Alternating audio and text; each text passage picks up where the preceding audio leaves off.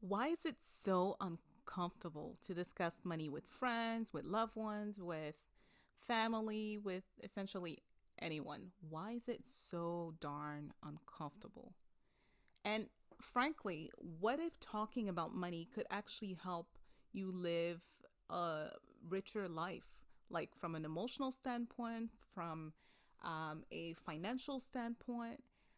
What if it could really just enlarge your tools and tips on how to grow your money beyond your own personal knowledge? And what if it could simply just help you better understand your personal views on core purposes of your personal finance? And can someone just tell me, why is it such a taboo topic anyway? Like, who told us this? I feel like at some point in life, we just became accustomed, or we learned somewhere that we should just not talk about money. Don't talk about money with friends. It's such a personal conversation. Don't talk about money with, even in relationship. Have you noticed that people don't even talk about money when they're dating? Yet they're about to spend the rest of their life together and they don't even really truly get naked enough to talk about money. Why is that? Why is it such a taboo? Like, I just want you to envision just for a second. Let's just like close our eyes and picture this. I want you to picture being on a patio, sipping on your favorite drink under the sun. Yes, it's finally sunny. And just envision yourself with good company. There's laughters, there's enjoyment, great conversation. And part of that great conversation, just out of nowhere, you ask your friends, you know, those great companies, you ask your friends, hey, guys, what's your money personality? Stop, think about it. I want you to actually picture not feeling awkward about it, just feeling free to have a conversation with your friends and say, hey, what's your money personality? No awkwardness, and actually have a conversation. Are you a spender? Are you a saver? Or are you an investor? What is your money personality? And then the conversation just flows, and each and every one of you just start discussing, oh, you know what? I find that I'm more of a spender. And then you guys just go more in depth. Why is that? And you might say, hey, I'm more of an investor. And your friends are like, really? That's awesome. How did you become more of an investor? And the conversation is just really good and flowing. Well, guess what? I want us to get that comfortable. I want us to be able to have these type of conversation freely and not feel any type of way about it. So today on episode 2, we're going to talk about your money blueprint, right? So that we can have a better understanding. Your money personality is what you do with your money. But your money blueprint is, why is it that you do that with your money? So let's dive into episode 2 and let's talk about.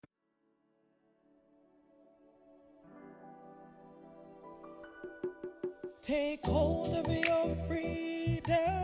Take hold of your future with a financial savvy girl.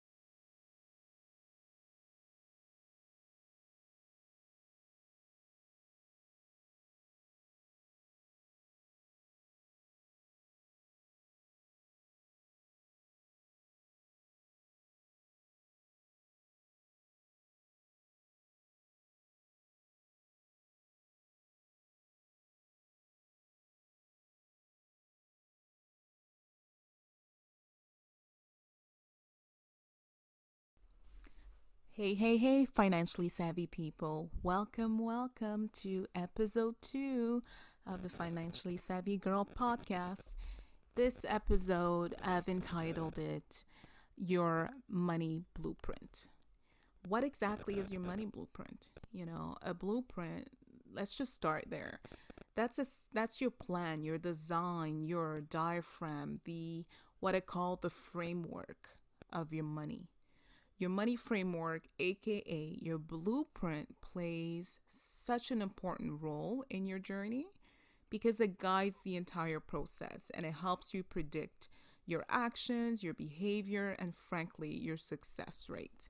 So, this is your girl Aki, and we're just gonna dive into it and we're gonna talk about your money blueprint.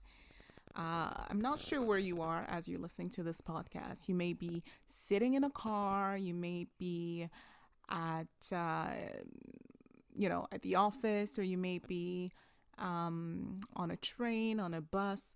Wherever you are, I really just want you to take a moment to reflect. This is going to be more of a introspective episode than anything else. So it requires your attention. It requires you being able to think and really apply what I'm saying to your personal circumstance. I a lot of people have, the feedback that I've received from the first episode. A lot of people really just wanted me to start by, before having guest speakers or whatnot, start by talking about my experience. How did I go from point A to point B? How did I go from being a borrower to being a lender? How did I go from having debt to not having debt? Like, what is my money story? What is my personal journey? And, how did I get there? So, this is what I will be doing for the month of June. But I want to do it in a way where I'm not just talking about my story, but I am sharing tips with you that I applied in my personal circumstance, sort of step by step, that helped me get to where I am today. So hopefully, with this type of podcasting, of my personal story, with helpful tools, you're going to find some transferable tools and tips that would apply to your personal circumstance.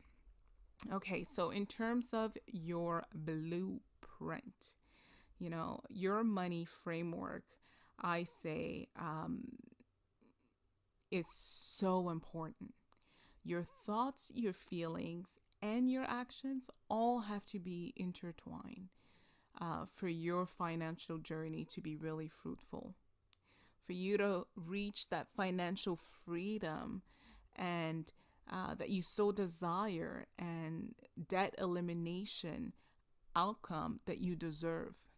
You know, all of that has to be intertwined. So if you are trying to implement some actions without having first looked at what is my mindset, what is my framework, what blueprint am I operating under, unfortunately, you are setting yourself up for failure because your financial habits are a product of your thinking. That's just it. They are. To change them, you must first change the way you think. Otherwise, you are what I call trying to reach financial independence with a broke mindset, and it simply doesn't work at all. That's why a lot of people who win the lottery actually end up going bankrupt. Have you ever asked yourself why? Well, think about it for a second. Who usually plays the lottery, right? It's not necessarily the wealthy people who play the lottery. It's everyday people and low income people play the lottery hoping to just catch, a break and just acquire a lump sum of money that will fix a lot of their problems.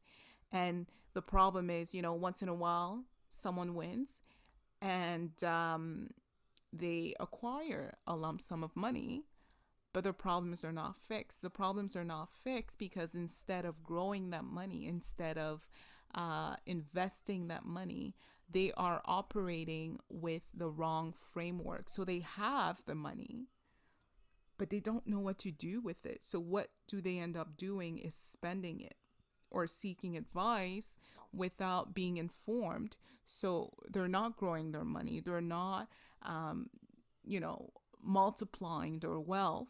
Instead, they end up bankrupt because they spend all of that money. Why? It's the framework. So they have the money, but they have the wrong framework. So therefore, it simply doesn't add up.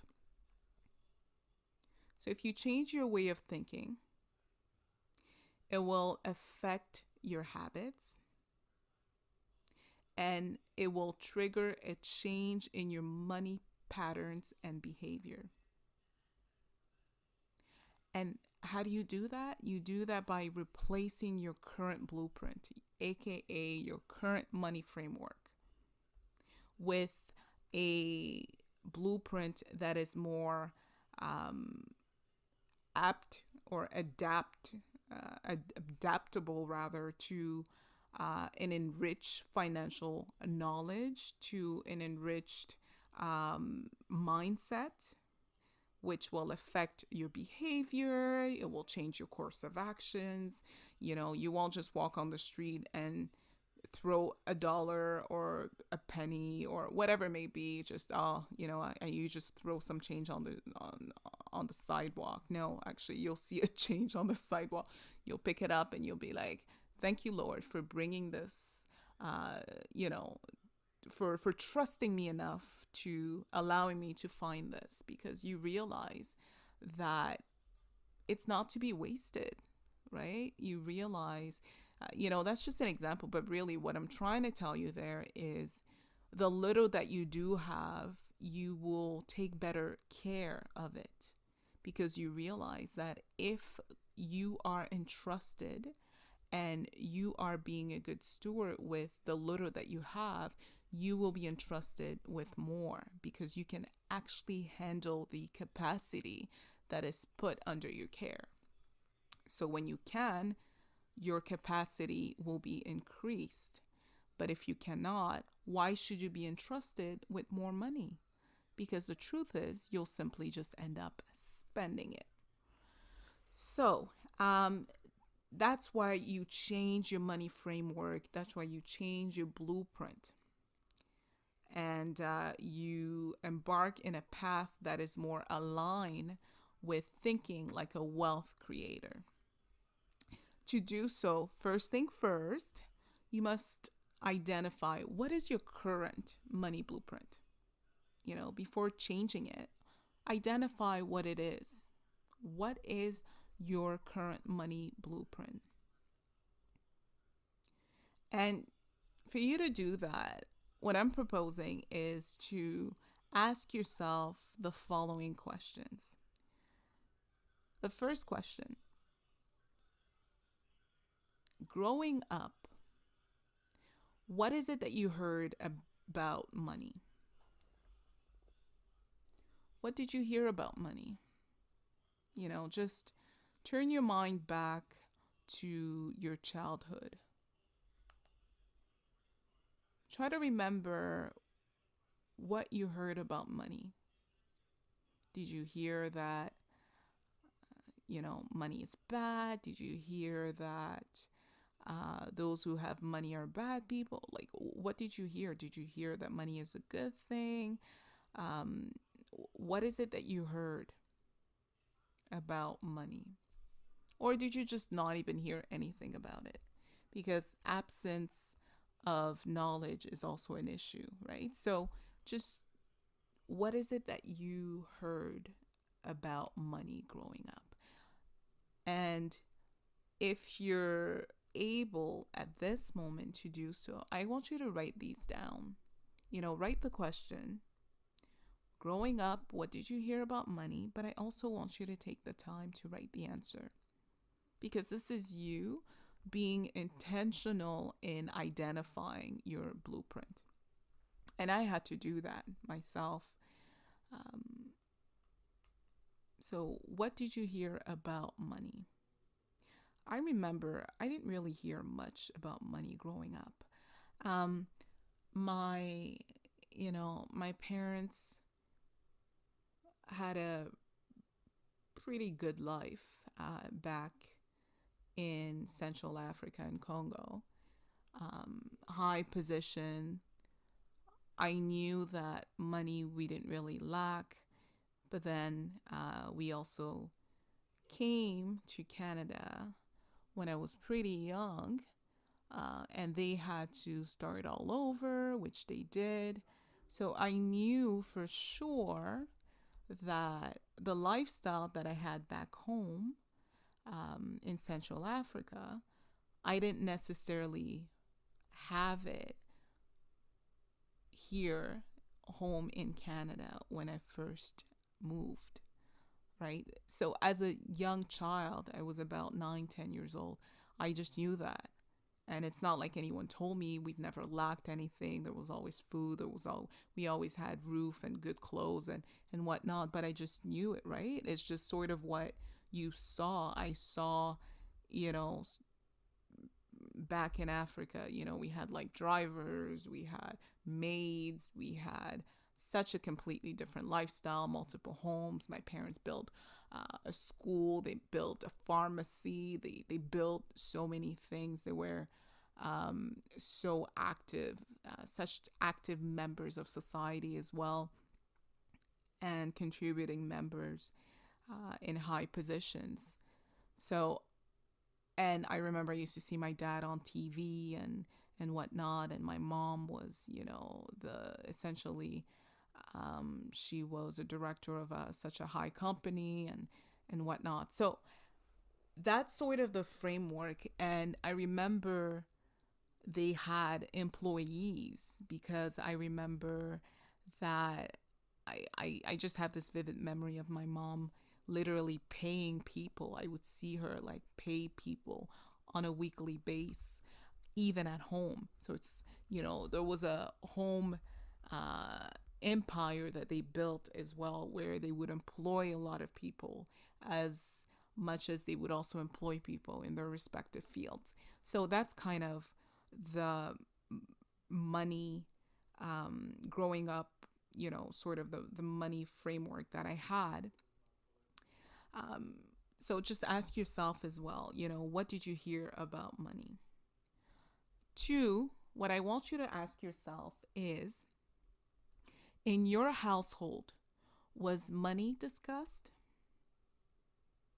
Again, turn your mind back to when you were growing up, whether as a child or a an adolescent, whatever it may be, if you are thinking of yourself as a a teenager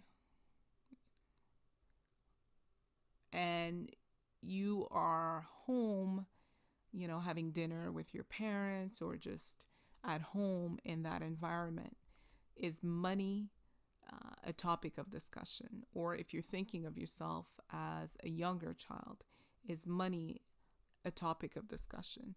And if it is, what source does it trigger when you think about money growing up as a child, in your childhood, or as a teenager? When you think about money, what source of emotion does the memory trigger? Is it a joyful memory? Or is it a, sad memory? Or is it a hurtful memory? Is it a angry memory? Whatever it may be, what is it that it triggers for you when you are thinking about that? And this is not you today. Again, you're going back to your childhood. You're going back to yourself as a teenager. And you're going back to your family circle and really trying to remember what memory is being triggered when you close your eyes and you're thinking way back about discussions in your household pertaining to money.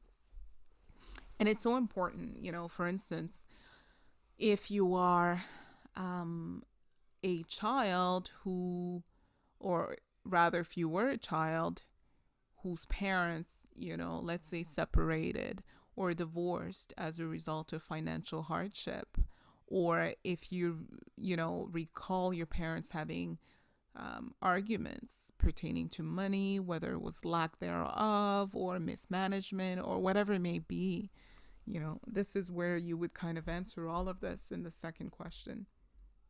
In your household, was money discussed? When you think of money in your childhood, is it a source of joy or not? What memory or emotion, rather, does it trigger? The third question that I want you to ask yourself is, culturally speaking, how is money perceived? And how are those who are of means perceived in your circle or culture influence? I find that different cultures kind of view money differently. Some cultures are really comfortable talking about money, including in the household, and some cultures are simply not. I find that I definitely come from a culture that I would say isn't one where money is openly discussed. Quite the contrary. It's really actually not, and that affects you when you grow up, because you are not necessarily equipped as well to have these discussions when you should be, right? You are not comfortable seeking help and, asking for help, even to your friends who you feel like could be a source of help. Everybody is so proud. Everybody is so private. Everybody is so, I don't even know what else to say. Just simply not talking about money. We've been told multiple times that, it's such a private conversation. You keep it to yourself. You don't discuss money. So you grow up not being equipped to discuss money, and you get into relationship and you also don't discuss money. And that includes personal relationship, friendship, whatever it may be. Meanwhile, other people are so openly, freely discussing money at their dinner table, in business meeting, in, at the golf course, whatever it may be. That's usually where people, it should be a small talk. Hey, what are you investing in? How's that working? How's that portfolio working for you? Those conversations are not reserved for just you and your financial advisor. You have some people around you in your immediate circle who are doing well, who can really help you as well, do well. And simply by them sharing their story, their money blueprint, it can be a great source of help for you. So it's important to get comfortable. But you're asking yourself from a culture standpoint, how is money perceived? Because by understanding that, you will understand why is it that you currently have this blueprint, this framework where you don't feel comfortable. And we're going to change all that. That is why we have this podcast. They say don't talk about money. I beg to differ. You cannot afford not to talk about it. You just can't. It's your personal finance is so important, affects so many areas of your life, that remaining silent, suffering in silence, is simply not a option. It isn't. It isn't. It is not a smart thing to do. It is not wise. It is not discerning. And you are not helping yourself. So, on to question number 4. I want you to ask yourself, how did all of the above that I just mentioned influence your conception of money and your relationship with it? So, what you heard about money, the discussions in your household pertaining to money, the feeling when you think of your childhood, the feeling that those discussions bring forth. And culturally speaking, your perception of money, how is it perceived in your circle, in your culture of influence? All of these, after you've written them down, I want you to ask yourself, how did it influence your conception of money and your relationship with it? Be really honest with yourself and write it down. I know for me, answering that question, it influenced in the sense that I wasn't comfortable talking about money. I, I didn't even think it was a thing that people did, you know, open up about their struggles, either with debt or whatnot, or money, or talking to their friends about, what are you investing? Tell me more about investment. Tell me more. Where are you saving? Where are you banking? You know, 6, 7 years ago, I was not comfortable talking about that. And I should have been, because that's probably when I needed that wisdom and knowledge the most. And when you're comfortable having these discussions, then you're not just relying on the advice that you're getting from the bank. So be honest with yourself and write it all down. Now, the fifth question that I want you to ask yourself is, what is it about your past precondition? What is it about your framework? The first 4 questions identified your money framework growing up, or your current money framework, if you haven't made the change yet as you're listening to this podcast. And the next questions are essentially to deconstruct that framework and replace it with a new one, with a new folder, a new, a new folder, a new money blueprint for your personal finance. So to do that, the first thing that I want you to ask yourself is, what is it about your past precondition that you do not want to carry forward into your future or your present ideology surrounding money? So what is it about the past framework that you don't want to carry forward? I know for me, when I did this, years ago, I told myself that I don't ever want to be ashamed to talk about money. I don't ever want to be too proud to ask for help surrounding money conversation. And regardless if, I'm ashamed about the circumstance, because I was ashamed about the circumstance that I was in. You were making a lot of money, but feeling like you're living paycheck to paycheck. There's nothing pleasant about that, and you're ashamed about it.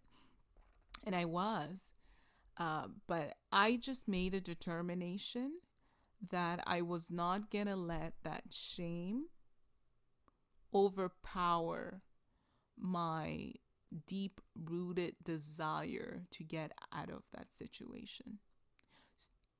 I'm going to say that again. I wasn't going to let that shame overpower my deep rooted desire to get out of that situation, which meant for me that I had to get over that pride or fear or whatever you want to call it of not wanting to open up and seek help and, you know, ask, read, figure out how do I do that.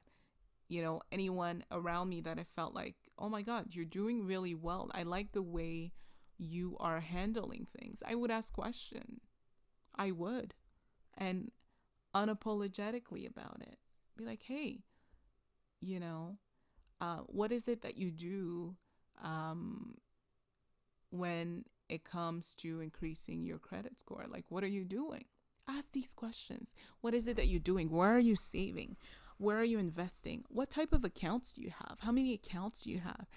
I became so open about, and I still am to date, and it's been years now, and I'm so open. I freely have these conversations with anyone who asks me, with, anyone who I even want to ask, because I don't feel like I've reached um, exactly where I want to be. I want to be in a position where passive income is my biggest source of income, regardless of a high paying job. Like the passive income has to increase to the extent where it is my biggest source of income. That's where I want to be, and I'm not there yet. I'm working on it. Stay tuned. So, really, ask yourself that. What do you not want to carry forward? And make a determination today that you're not going to carry forward that framework, that ideology, because it is impacting your habit. It is impacting your ability to actually achieve your money goals. And then, number 6, what I want you to do is I want you to remind yourself, why are you on this financial journey to begin with? What is the root of your journey?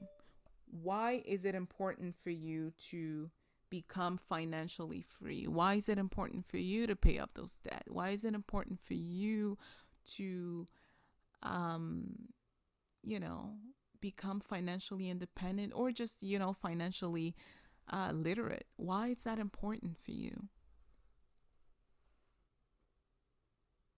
I remember I used to experience a lot of anxiety when, I even talked or thought out loud about the debt that I was carrying, from professional school. And I graduated really young from law school. So you can only imagine when you're like 23, 24, and you're carrying a lot of debt like that. There's nothing pleasant about that. And I just remember in my early 20s, as a result of that, I loved the fact that I graduated early. Don't get me wrong.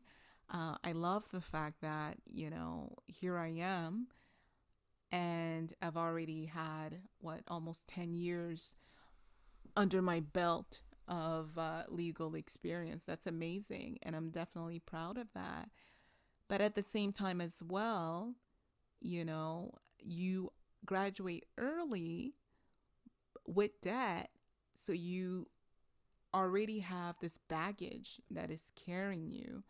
And when you don't have the financial literacy that you need to know how to handle and eliminate such a liability, it can definitely be a source of anxiety. And I remember experiencing that. So as you're asking yourself, about your why, I know for me, when I made the determination that I was just not going to live paycheck to paycheck, I was not going to continue paying off these debt, but that feel like I'm not, because really I wasn't. I didn't quite understand that I was paying so much in interest alone for the longest time. And that's why I felt like it was not going down fast enough. And, uh, but one of my biggest why was I decided that I was never going to live paycheck to paycheck again. By all means necessary, it was not going to be my story. I won't even know when it's payday anymore because it's not going to be relevant anymore. And that's the framework that I shifted gears into. Payday will not be a day of remembrance because it won't be important because I'll never live paycheck to paycheck. I was distributing at that point my money in a formula. I always talk about 10% into my giving, my tithes, 10% into my investment, 10% into savings, and then the 40% into your needs, which are the expenses that you absolutely need, your housing and whatnot, and only 20% into my expenses that I consider to be my want. So when I shifted my pay with that framework, every dollar that I was making had an assignment. And I was no longer living paycheck to paycheck at all. So that was my biggest why. And my why, I find, keeps on expanding. So that was my why when I started my personal finance, or my financial freedom rather, journey. And then it expanded when I got married to and we had we started having children, right? It expanded to I wanted to build a financial empire for my family. My husband is very financially savvy, and I know that together we can really build a financial empire. I wanted to become a lender and not a borrower. That became so key, so important. I remember one day I read Proverbs 22, verse 7, the NIV version. And I read that before even paying off my debt. And that's what really changed my mindset. I've seen it before, but it's almost like that day, it just resonated with me in a different way. And that's a passage of scripture that talks about the borrower is a slave to the lender. The borrower is a slave to the lender. That is so true. I just want you to think about the feelings that you get when you think of your creditors, when you see them. Have you ever own anyone money and you see them and you just feel weird and awkward, and it's just you feel like you're enslaved. That's what happens when you owe everyone or anyone, or you owe money.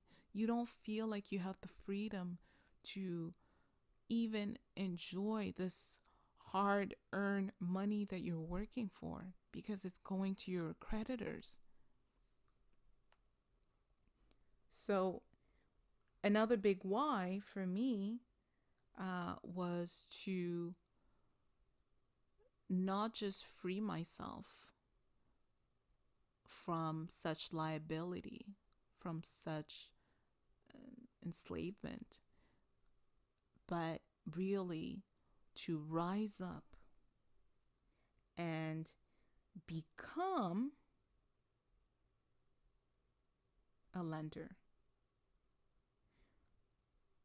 Someone who could become a source of help for those in certain situation, and also be a kingdom financier, and be able to impact people's lives inside and outside of churches, be able to put together scholarships for, you know, academic scholarships for people who show academic excellence and it should be promoted, be able to help the needy, freely.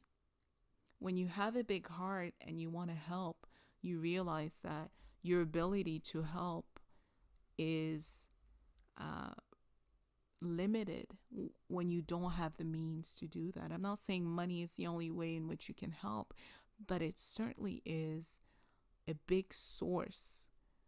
Funding helps fuel projects, which helps to impact people's life in a more tangible way than just me standing there in a conference and empowering people in that fashion, right? So to be able to feed someone in need, to be able to become a lender, to be able to put together scholarships, to be able, I'm a co-founder. I'm a co-founder of a non-for-profit where we help women and millennials. And I can definitely tell you that when you do have funds, you can help so much more. So that is just ways in which my why, expanded. So my why went from I didn't want to live paycheck to paycheck to I want to build a um, financial empire for our children's children. And I want to be able to be a lender and be able to really impact people's lives, even from a financial standpoint, whether it's through the non-for-profit or church or just the community at large, but be able to do that. So my whys are what keeps me going. And that's what helped me develop multiple sources of income, streams of income. It's important to diversify your streams of income.